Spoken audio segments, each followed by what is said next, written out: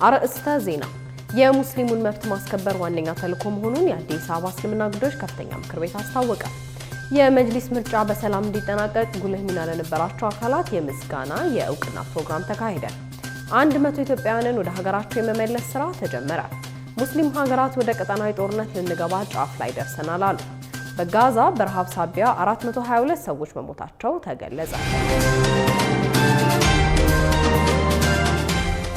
አሰላሙ አለይኩም ወራህመቱላሂ ወበረካቱ። ድና የተከበራችሁ የነጃሺ ቲቪ ተመልካቾች ነጃሺ መረጃችን ተጀምሯል። ከመረጃዎቹ ጋር ሀያት ከማል ነኝ። አብራችሁን ቆዩ። ቀዳሚ ወዳደረግነው መረጃ ስናልፍ የሙስሊሙን መብት ማስከበር ዋነኛ ተልዕኮ መሆኑን የአዲስ አበባ እስልምና ጉዳዮች ከፍተኛ ምክር ቤት አስታውቋል። መስጂዶች ፍጹም ሰላማዊ ሆነው የእውቀት ማዕከል እንዲሆኑ ጠንካራ ስራዎች እንደሚሰሩም ተገልጿል። ዝርዝሩን ዙበይዳ ሐሰን ታቀርበዋለች።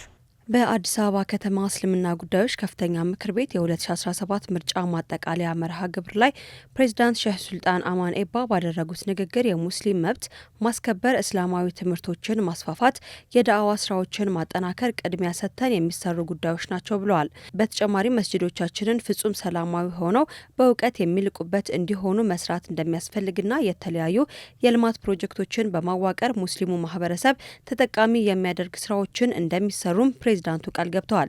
ሼህ ሱልጣን አማን ኤባ የተጣለብንን ስልጣን በአግባቡ ከተወጣ ልትደግፉን፣ ካጠፋን ደግሞ ልታረሙን ይገባል ሲሉም ተደምጠዋል።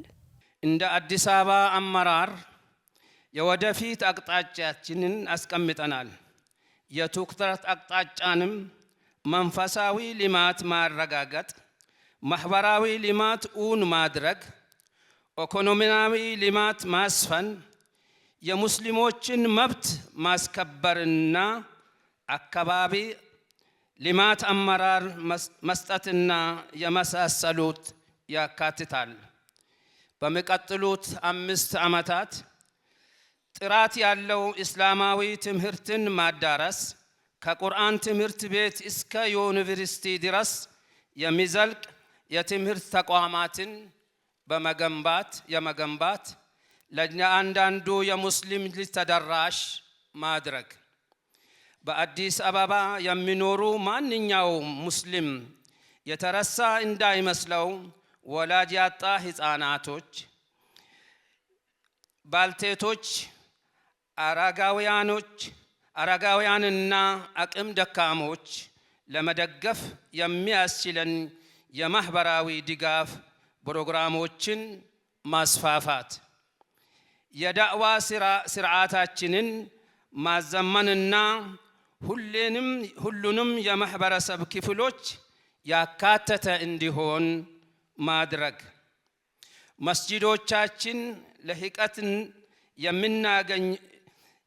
መስጂዶቻችን በእውቀት ማዕከልና ለሁሉም ምቹ እንዲሆኑና ፍጹም ሰላማዊና መንፈሳዊ ልህቀትን የሚያገኙበት ቦታ እንዲሆኑ መስራት፣ በሙስሊሙ መካከል ያለውን አንድነት ለማጎልበት መለያየትን በመቻቻልና ጠንካራ አጋርነት በመፍጠር ለከተማችን ለሀገራችንና ለሰው ልጅ ትርጉም ያለው አስተዋጽኦ ማበርከት።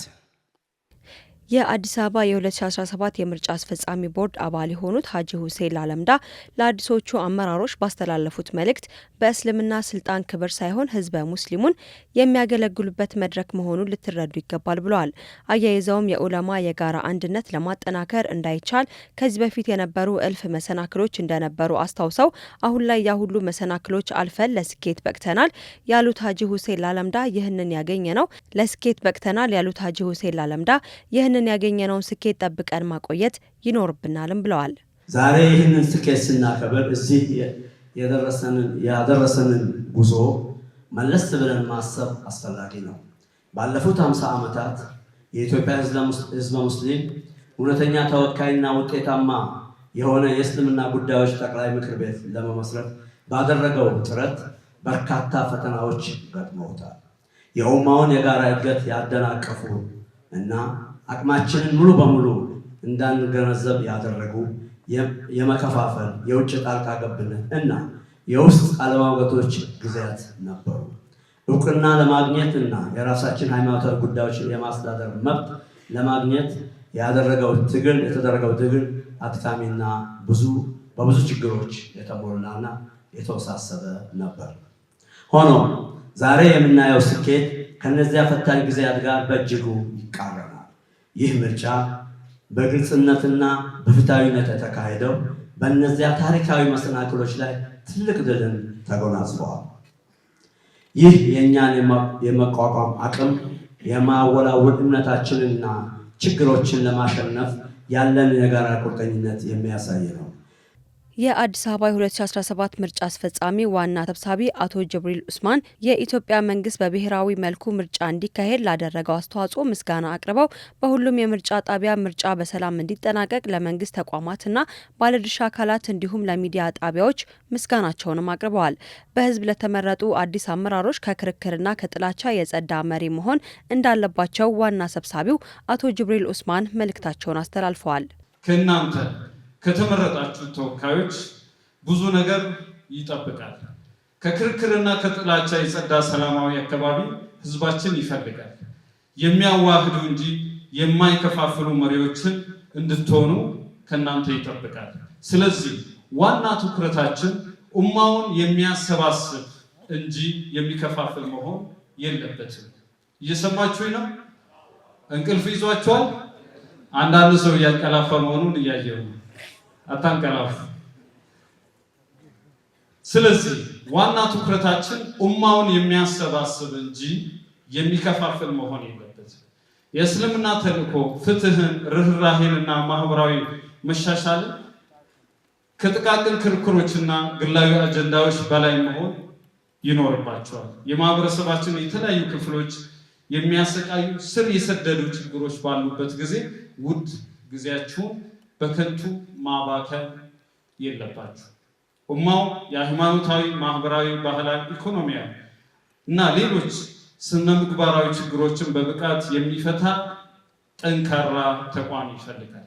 ይህ በአቀራረባችን ላይ ይህ ስር ነቀል ለውጥ ፓራዳይም ሽፍት የሚፈልግ መሆኑን መረዳት ይኖርባቸው። ሙስሊሙ ማህበረሰብ ስለ ምርጫው የተሟላ ግንዛቤ እንዲኖረው በማድረግ ሚዲያዎች ላበረከቱት ትልቅ አስተዋጽኦ ከአዲስ አበባ የ2017 የምርጫ አስፈጻሚ ቦርድ የእውቅና ሰርተፍኬትም ተበርክቶላቸዋል። ነጃሺ ቲቪም አንዱ በመሆኑ የእውቅናና የምስጋና ሰርተፍኬትም ተበርክቶለታል። በመጨረሻም ለክፍለ ከተማ ምርጫ አስፈጻሚዎች ለምርጫው መሳካት ጉልህ ሚና ለነበራቸው ሁሉ የምስጋናና የእውቅና ሽልማት ተበርክቶላቸዋል። በአዲስ አበባ የተደረገው የ2017 የመጅሊስ ምርጫ ከ99 ነባር ተሿሚ አመራሮች መካከል 67ቱ በህዝብ የተመረጡ አዲስ አመራሮች እንደተተኩ ተነግሯል። የአዲስ አበባ ከተማ እስልምና ጉዳዮች ከፍተኛ ምክር ቤት ለምርጫው መሳካት ጉልህ ሚና ለነበራቸው አካላት የምስጋናና የእውቅና ፕሮግራም አካሂዷል። ዝርዝሩን ሙስጠፋ መሐመድ ያቀርበዋል። የአዲስ አበባ ከተማ እስልምና ጉዳዮች ከፍተኛ ምክር ቤት የምስጋናና የእውቅና ፕሮግራም አካሂዷል።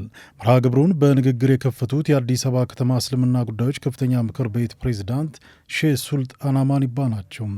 ፕሬዝዳንቱ የ2017 የመጅሊስ ምርጫ በሰላም እንዲጠናቀቅ ከፍተኛ አስተዋጽኦ ላበረከቱ አካላት ምስጋና አቅርበው ምርጫው ለሀገርና ለሙስሊሙ ማህበረሰብ ጉልህ ሚና ያበረከተ ነበር ብለዋል። በአዲስ አበባ የተደረገው የ2017 የመጅሊስ ምርጫ ከ99 ነባር ተሿሚ አመራሮች መካከል 67ቱ በህዝብ የተመረጡ አዲስ አመራሮች እንደተተኩም ተነግሯል። ከ15 የስራ አስፈጻሚ ተሿሚዎች መካከል 12 በህዝብ የተመረጡ አዲስ የስራ አስፈጻሚዎች እንደተተኩም ሼህ ሱልጣን አማኒባ በንግግራቸው ገልጸዋል። በመጨረሻ የተገኘው የምርጫ ውጤት ቀደም ሲል ከነበረው መጅሊስ የሰው ኃይል ጋራ ሲነጻጸር ከ70% 80% በላይ ልዩነት እንዳለው ያሳያል። ለምሳሌ በክፍለ ከተማ መጅሊስ ምርጫ 99ኙ ስራ አስፈጻሚዎች መካከል 67ቱ በአዳዲስ ተመራጮች ሲተኩ፣ በአዲስ አበባ ደረጃ ከፍተኛ ምክር ቤቱ ሲመሩት ከነበሩ 13 ስራ አስፈጻሚዎች መካከል 3ቱ ብቻ ቀርተው 10 የስራ አስፈጻሚዎች ወደ ወንበሮች አዳዲስ ተመራጮች ተረክበዋል። ይህ ሂደት የሚያሳየው ምርጫው አካታችና መስፈርት አሟልቶ ለቀረበ ማንኛውም ተወዳዳሪ ምቹ እንደነበረ ነው። በመሆኑም የዚህ ምርጫ ሰላማዊና ፍትሃዊ ሆኖ እንዲጠናቀቅ ድርሻችሁ ከፍ ያለ ነበርና እንኳን ደስ አላችሁ ለማለት እወዳለሁ።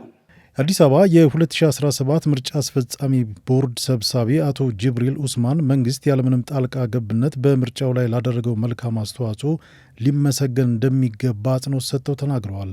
በተለይ በ334 የምርጫ ጣቢያዎች ላይ በሰላማዊ መንገድና በስኬት እንዲጠናቀቅ የመንግስት ተቋማት ያደረጉ ትብብርና ድጋፍ ምርጫውን ውጤታማ አድርጎታል ብለዋል።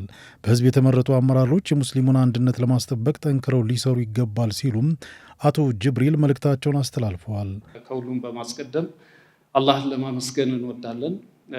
ይህን የስኬት ጉዞ በዚህ ሁኔታ በሀገራችን በጣም ፍጹም ሰላማዊ በሆነ መልኩ ማየታችን ከልብ በጣም ደስ ይለናል። ስለዚህ ይህንን ስኬት ስላጎናጸፈን አላህን ከልብ ለማመስገን እወዳለሁ። ከዛ በመቀጠል ትልቁ ነገር እና ምስጋና ማቅረብ ያለብን ለሀገራችን መንግስት ነው። ሙስሊሙ ማህበረሰብ ህዝብ የራሱን መሪዎች ለተቋሙ እንዲመርጡ በዚህ ደረጃ ፈቅዶ ወደዚህ ምርጫ ታሪካዊ የሆነ ምርጫ መግባታችን ከልብ መንግስታችን እንድናመሰግን እንገደዳለን።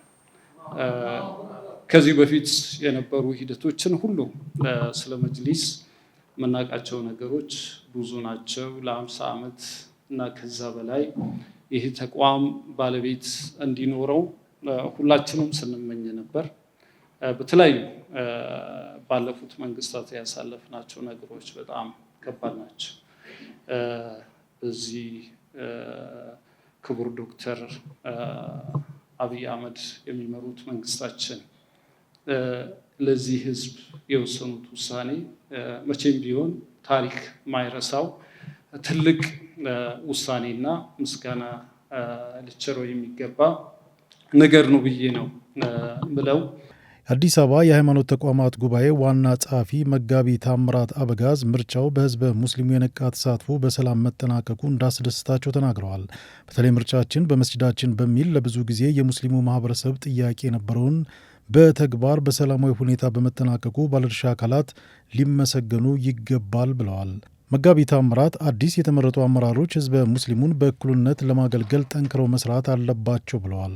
የዘንድሮ የመጅሊስ ምርጫ በሰላምና በህዝበ ሙስሊሙ የነቃ ተሳትፎ በመጠናቀቁ ደግሜ እንኳን ደስ አላችሁ ማለት ፈልጋለሁ።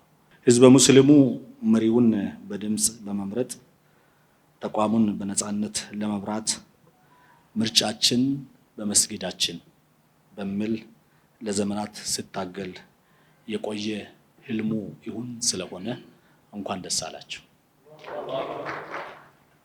አነሰ። ምክንያቱም የምናመሰግነው ፈጣሪን አላህን ስለሆነ ማለት ነው።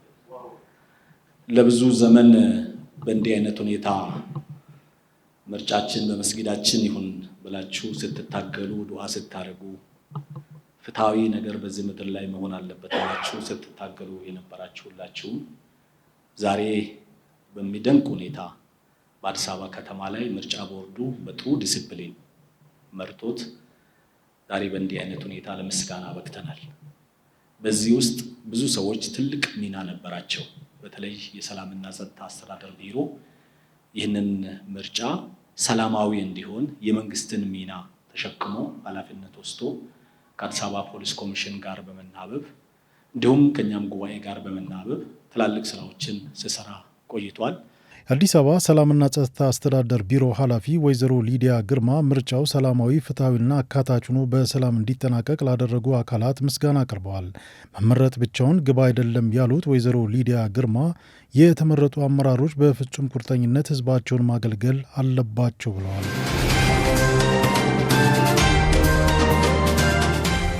ተማሪ ካሊድ በሽር የ12ኛ ክፍል ማጠቃለያ ፈተና 591 ውጤት ማምጣቱ ተገለጸ።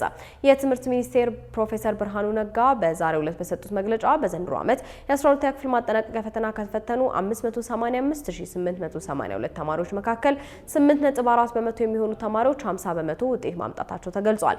ከተፈጥሮ ሳይንስ ተፈታኞች 11.4 በመቶ እንዲሁም ከማህበራዊ ሳይንስ ተፈታኞች 5.2 በመቶ ማምጣታቸው ተነግሯል። ከፍተኛ ውጤት ያስመዘገበው ተማሪ ካሊድ በሽር በተፈጥሮ ሳይንስ ትምህርት 591 በማምጣት ከፍተኛ ውጤት እንዳስመዘገበ ተገልጿል።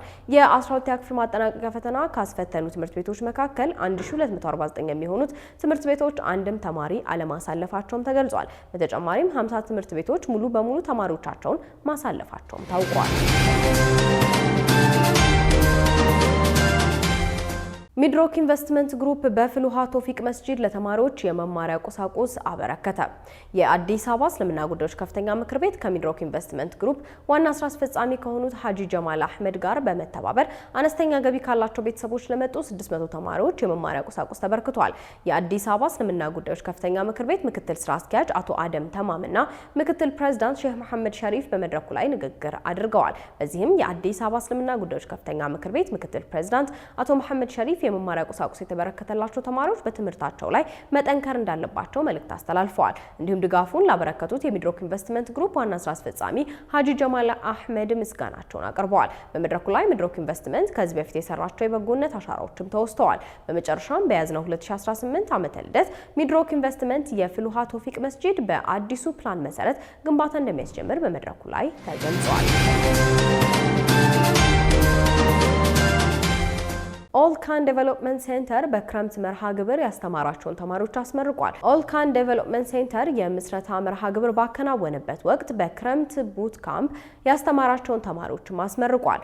ኦልካን ዴቨሎፕመንት ሴንተር ከነጃሺ አካዳሚና ሙንላይት ትምህርት ቤቶች ጋር በመተባበር በዌል ዴቨሎፕመንት፣ በግራፊክስ ዲዛይን፣ በቪዲዮ ኤዲቲንግ፣ በህይወት ክህሎትና ተርቢያ ያሰለጠናቸውን ተማሪዎች በቢላሉል ሐበሺ አዳራሽ አስመርቋል። በፕሮግራሙ ላይ ተቋም በማህበረሰብ እድገት ውስጥ ያለው ተጽዕኖና የኢትዮጵያ ሙስሊሞች ከቴክኖሎጂ ጋር ያላቸው ትስስር በሚል በወንድም አሊ አሚንና በኢብራሂም አብዶ አማካኝነት የውይይት መድረክ ተከናውኗል። በውይይቱም ወንድም አሊ አሚን ማህበረሰብ የሚገነባው በተቋም ነው ያሉ ሲሆን ኦልካን ዴቨሎፕመንት ሴንተር መመስረቱ በተለይም ለሙስሊሙ ማህበረሰብ የሚኖረው ፋይዳ ከፍተኛ ነው ብለዋል። በክረምት መርሃ ግብር ስልጠና የወሰዱ በርካታ ተማሪዎች ሲሆኑ በስልጠናውም ዘርፍ ብዙ ስራዎችን ይዞ መምጣቱን በመድረኩ ላይ ተገልጿል። ኦልካን ዴቨሎፕመንት ሴንተር በቴክ፣ በአካዳሚክስ፣ በሚዲያና በቁርአን ሴክተሮች የተለያዩ ስራዎችን በመስራት ላይ ይገኛል። በመጨረሻም የክረምት ስልጠናውን ለመከታተልና ጥሩ ውጤት ላስመዘገቡ ተማሪዎች የእውቅና ሰርተፍኬት እንዲሁም የማበረታቻ ሽልማትም ተበርክቷል። 100 ኢትዮጵያውያንን ወደ ሀገራቸው የመመለስ ስራ ተጀመረ። የሳውዲ አረቢያ መንግስት ከሀገሩ እንዲወጡ ውሳኔ ያስተላለፈባቸውን ዜጎች ወደ ሀገራቸው መመለስ ጀምሯል። የሳውዲ አረቢያ መንግስት ከሀገሩ እንዲወጡ ውሳኔ ያስተላለፈባቸውን ዜጎች ወደ ሀገራቸው የመመለስ ስራ መጀመሩ ተሰምቷል። በዛሬው ዕለትም ህጋዊ መኖሪያ ፈቃድ የሌላቸው 100 ኢትዮጵያውያንን ወደ ሀገራቸው እንዲመለሱ የማድረግ ስራ ተሰርቷል። ይህ ስራ ከሳውዲ አረቢያ በሳምንት 3 ቀናት በሚደረጉ 9 በረራዎች እቅድ ተይዞ ህጋዊ መኖሪያ ፈቃድ የሌላቸውን ዜጎቻችንን ወደ ሀገራቸው የመመለስ ስራ እየተሰራ ነው። መረጃው የውጭ ጉዳይ ነው። ከውጭ ምንጮች ወዳገኘናቸው መረጃዎቻችን እናልፋለን። ሙስሊም ሀገራት ወደ ቀጠናዊ ጦርነት ልንገባ ጫፍ ላይ ደርሰናል አሉ። ሀገራቱ እስራኤል በኳታር ላይ የፈጸመችውን ጥቃት አረመኔያዊ ድርጊት ብለውታል። ኳታር ሉዓላዊነቷን ለማስጠበቅ በምትወስደው እርምጃ ሁሉ የሙስሊም እንዲሁም አረብ ሀገራት ከጎኗ እንደሚቆሙ አስታውቀዋል። የአረብ ሊግና የኢስላማዊ ትብብር ድርጅት እሁድ ዕለት ጀምረው በኳታር ርዕሰ መዲና ዶሃ ለስብሰባ ተቀምጠዋል። ሀገራቱ ለአስቸኳይ ስብሰባ የተቀመጡት ባለፈው ሳምንት እስራኤል በኳታር ላይ ለፈጸመችው ጥቃት ምላሽ ለመስጠት ነው ተብሏል። ስብሰባውን በንግግር የከፈቱት የኳታር ጠቅላይ ሚኒስትር ሼክ መሐመድ ቢን አብዱራህማን ቢን ጃሲም አልታኒ ዶሃ ሉዓላዊነቷን ለማስጠበቅ በምትወስዳቸው እርምጃዎች የአረብ ሊግና የኢስላማዊ ትብብር ድርጅት ድጋፍ እንደሚያደርጉ መግለጻቸውን አድንቀዋል። እስራኤል በዶሃ አረመኔያዊ ጥቃት ትፈጽማለች ያሉት ጠቅላይ ሚኒስትሩ ሙስሊምና የአረብ ሀገራት በእስራኤል ላይ ጠንከር ያለ እርምጃ ሊወስዱ ይገባል ብለዋል። በመደበኛ ሳይሆን በአስቸኳይ በዶሃ በተደረገው የአረብ ሊግና የእስልምና ትብብር ድርጅት ኦአይሲ ስብሰባ ሀገራቱ በድንገት ወደ ክልላዊ ግጭት ልንገባ ጫፍ ላይ ደርሰናል ደርሰናል ብለዋል። የኳታር ጠቅላይ ሚኒስትር ሼክ መሐመድ ቢን አብዱራህማን ቢን ጃሲም አልታኒ በዶሃ በሚገኘው ሪትዝ ካርልተን ሆቴል በተደረገው ስብሰባ ላይ የዓለም አቀፉ ማህበረሰብ እስራኤል ለፈጸመችው ወንጀል ሁሉ ተጠያቂ እንደሚደረግበት ጊዜው አሁን ነው ብለዋል። ባሳለፍነው ማክሰኞ በኳታር ዶሃ በተፈጸመው የእስራኤል ጥቃት 5 የሐማስ አባላትን ጨምሮና የኳታር የጸጥታ ኦፊሰሮችም ተገድለዋል። በጋዛ በረሃብ ሳቢያ 422 ሰዎች ሞተዋል። በጋዛ ሰርጥ እስራኤል በፈጠረችው ሰው ሰራሽ ረሃብ ሳቢያ 422 ሰዎች የሞቱ ሲሆን ከነዚህ ውስጥም 145 የሚሆኑት ህጻናት ናቸው። 2 ዓመት በዘለቀውና እስራኤል በጋዛ ሰርጥ በከፈተችው የዘር ማጥፋት ዘመቻ ፍልስጤማውያን በረሃብና በጦርነት ምክንያት እየሞቱ ይገኛሉ።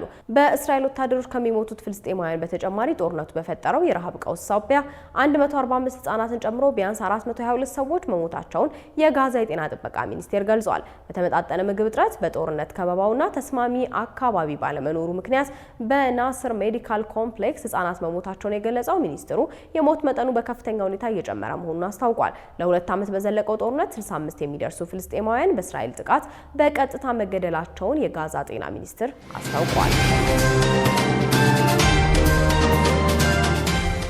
ተመልካቾቻችን ከነጃሺ ቲቪ ጋር ቆይታችሁን ያደረጋችሁ ትገኛላችሁ። አሁንም ዜናዎቻችን እንደቀጠሉ ናቸው። አሁን ደግሞ የተመራረጡ ዕለታዊ ቢዝነስ መረጃዎችን እናደርሳችኋለን። ዙበይዳ ሐሰን አዘጋጅተዋለች። የአፈር ማዳበሪያ በሀገር ውስጥ መመረቱ ለሎጂስቲክ ዘርፍ የሚወጣው ወጪ መቀነሱ ተነግሯል። የአፈር ማዳበሪያ ፋብሪካው መገንባት ለሎጂስቲክ የሚወጣው ጊዜ፣ ገንዘብና የሰው ኃይል የሚቀንስ ነው ሲሉ የትራንስፖርትና ሎጂስቲክ ሚኒስተር ዶክተር አለሙ ስሜ ናቸው የተናገሩት። ሚኒስተሩ የአፈር ማዳበሪያ የሚመጣው ከውጭ በመሆኑ በታሰበበት ጊዜ ወደ ሀገር ማስገባት ፈታኝ ሆኖ ቆይቷል ብለዋል።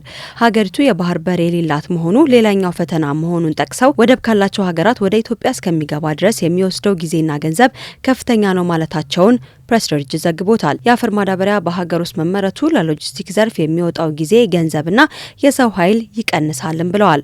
የሎጂስቲክ ዘርፉ ወጪ ሲቀንስም የማዳበሪያ ዋጋ በዛው ልክ እንደሚወርድም፣ በቀጣይም ፋብሪካው ተጠናቆ ወደ ስራ በሚገባበት ወቅት ማዳበሪያ በመላው ሀገሪቱ ማሰራጨት ቀላል ስራ ይሆናል ሲሉም ተናግረዋል። የኢትዮጵያ ቡና በኪሎ $1739 በመሸጥ ሪከርድ መስፈሩ ተሰምቷል። ኢኮስ ኦፍ ዘ ፒክ በተሰኘው የግል ጨረታ ውድድር አሎ ቡና በከፍተኛ ዋጋ በመሸጥና በከፍተኛ ቦታ ለተመረተ የኢትዮጵያ ቡና ዓለም አቀፍ እውቅናም አስገኝቷል ነው የተባለው። በዝግጅቱ ላይ ከ2400 እስከ 2580 ሜትር ከፍታ ስፍራ ላይ የተመረተው 20 ልዩ የቡና አይነቶች ቀርበው እንደነበረም ተዘግቧል።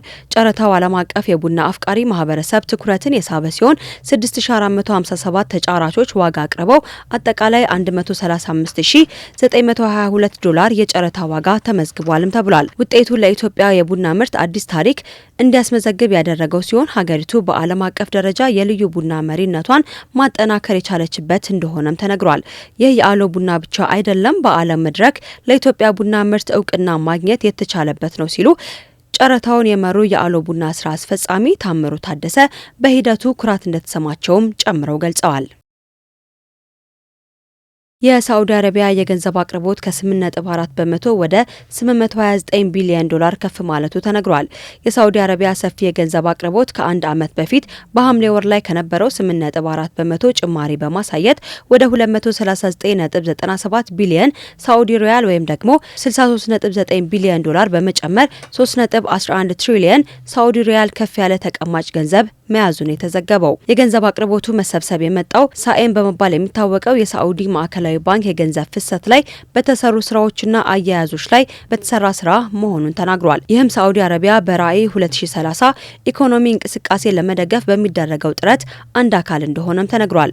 የፍላጎት ተቀማጭ ገንዘብ በ46.5 በመቶ ወይም በ1.49 ትሪሊዮን ሳዑዲ ሪያል ትልቅ ድርሻ ይዟል። በመቀጠልም የጊዜና የቁጠባ ተቀማጭ 1.12 ትሪሊዮን ሳዑዲ ሪያል ሲሆን ይህም 36.1 በመቶ ነው ሲል የሳዑዲ ማዕከላዊ ባንክ አስታውቋል።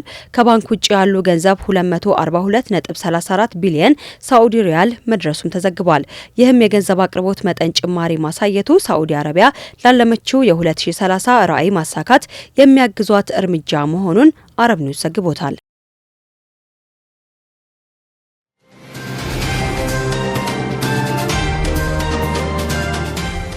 በመጨረሻም ታሪክን ለትውስታ መሰናዳዎችን የምናደርሳችሁ ሰዓት ላይ ደርሰናል። ዙበይዳ ሐሰን የዛሬውን ታሪክን ለትውስታ አሰናድታለች። ተከታትለን እንመለስ።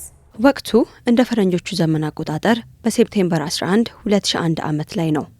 እጅግ አውዳሚ ለነበረው የአፍጋኒስታን ጦርነትና ለበርካታ የዓለም ሀገራት ውጥረት እንደ ምክንያት ነው የተባለው የ9/11 ጥቃት የተደረገበት ወቅት። በዛሬው ታሪክ ለትውስታ መሰናዷችን ይህንን ታሪክ ቀያሪ ነው የተባለለትን ክስተት ላስታውሳችሁ ወድጃለሁ። እንደ ፈረንጆቹ ዘመን አቆጣጠር በያዝነው በዚሁ በወረሃ ሴፕቴምበር 11 2001 ዓመት ላይ አሜሪካ በታሪኳ ጥቁር አሻራ በማለት የጻፈችው እስካሁን ድረስም ይህ ነው ተብሎ በግልጽ የማይታወቀው የሽብር ጥቃት ተብሎ የሚጠራው ድርጊትን ያስተናገደችበት ዕለት ነው። በዚህ በሁለቱ ግዙፍ የአሜሪካ የንግድ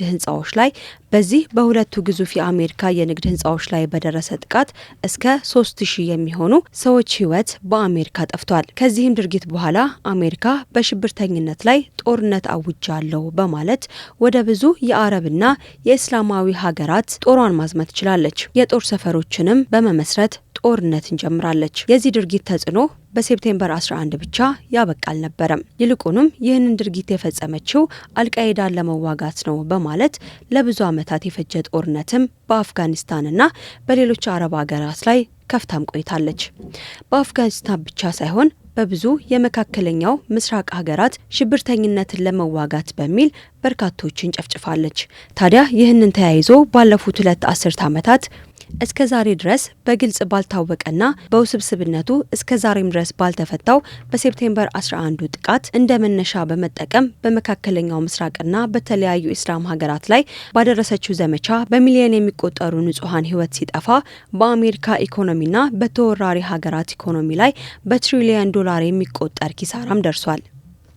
በሴፕቴምበር 11 የአሜሪካ መንትያ ህንጻዎች ጥቃት ላይ በተደረገው ጥናቶች መሰረት አብዛኛዎቹ አሜሪካውያን 20 በማይሞላ ውስን አረቦች አውሮፕላን ጠልፈው ይህንን ያክል ከባድ ውድመት ሊያደርሱ ይችላሉ ብለው እንደማያምኑና በነገሩ እስከዛሬም ድረስ ተጨባጭ የሆነ ገለጻ እንዳልተደረገም ይነገራል። ይህንን ድርጊት ምናልባትም አሜሪካ እንዳለችው በአልቃይዳ የተደረገ ሳይሆን ራሷ አፍጋኒስታንን ለመውረር እንደ መነሻ የሆናት ዘንድ ሆን ብላ ያደረገችው ሊሆን ይችላል የሚል መላምታቸውንም ያስቀምጣሉ።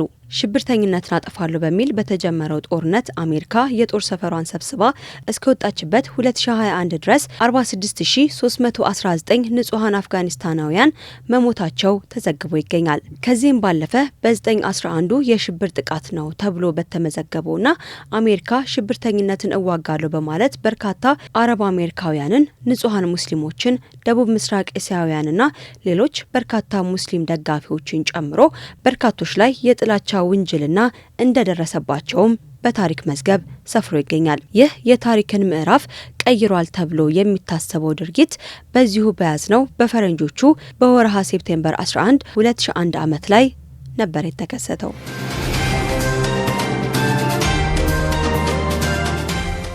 ውድና የተከበራችሁ የነጃሺ ቲቪ ተመልካቾቻችን ለምሽቱ የያዝናቸው የነጃሺ መረጃዎቻችን የተከታተላችኋቸውን ይመስሉ ነበር። ሀያት ከማል መረጃዎቹን እያደረስኳችሁ አብሬያችሁ ቆይታ አድርጌያለሁ። ከቀሪ የነጃሺ ቲቪ ፕሮግራሞች ጋር መልካም ጊዜ ይሁንላችሁ። አሰላሙ አለይኩም ወራህመቱላሂ ወበረካቱ።